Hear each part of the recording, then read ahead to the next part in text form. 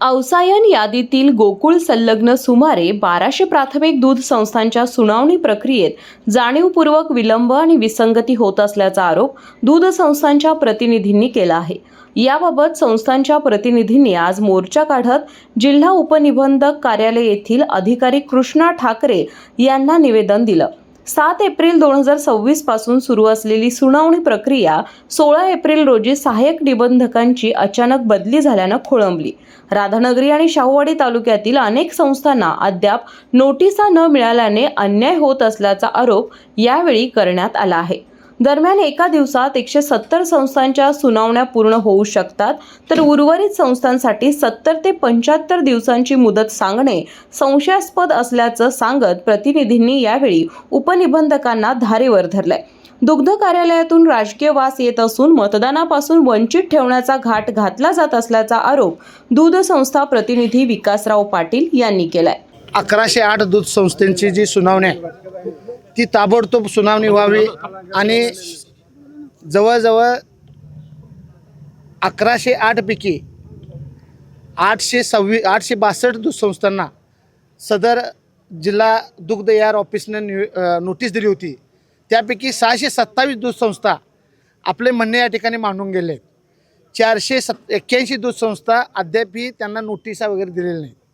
आमची दुग्ध यार साहेबांना, ठाकरे साहेबांना विनंती आहे की त्यांना आम्ही या ठिकाणी आलो होतो की त्यांना सांगितले की 27 तारखेपर्यंत आपली जी सुनावणी जी सुरू आहे त्या सुनावणीच्या दरम्यान आत आपली सगळ्या डेऱ्यांची सुनावणी या ठिकाणी आपण करून उच्च न्यायालयाला सादर करावी, यासाठी 2-3 वेळा आम्ही या ठिकाणी मोर्चे काढले।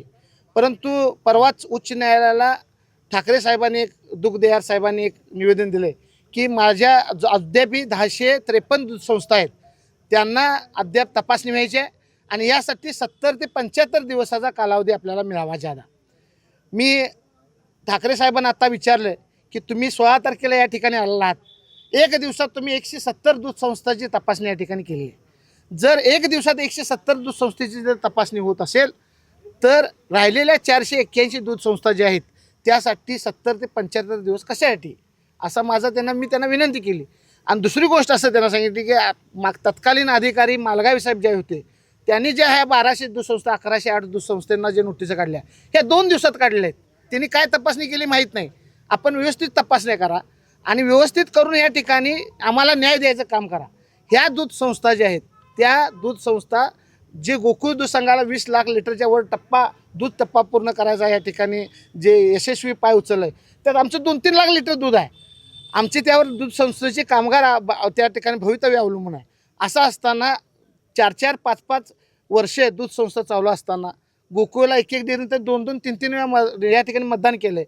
असं असताना तुम्ही आमच्याला मतदानापासून वंचित ठेवू नका आणि जे हिअरिंग जे चालू आहे ते ताबडतोब ह्या 2 दिवसात चालू ठेवा। आमच्या दूध संस्थांना मतदानापासून वंचित ठेवण्याचा कार्यक्रम हे ठाकरे साहेब करत आहेत का काय, असं आम्हाला वाटत आहे। आणि आत्तासुद्धा त्यांच्याशी आम्ही बोललो तर राजकीय वास या ठिकाणी येत आहे आम्हाला।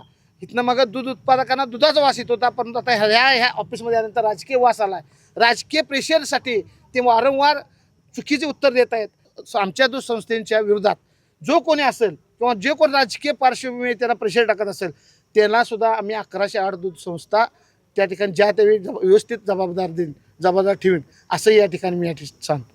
यावेळी शेखर देसाई, राजेखान जमादार, विजय कोटकर, विठ्ठल जाधव, राजेंद्र जाधव, डॉक्टर सुनील चौगुले, शरद नरके यांच्यासह दूध संस्थांचे प्रतिनिधी उपस्थित होते।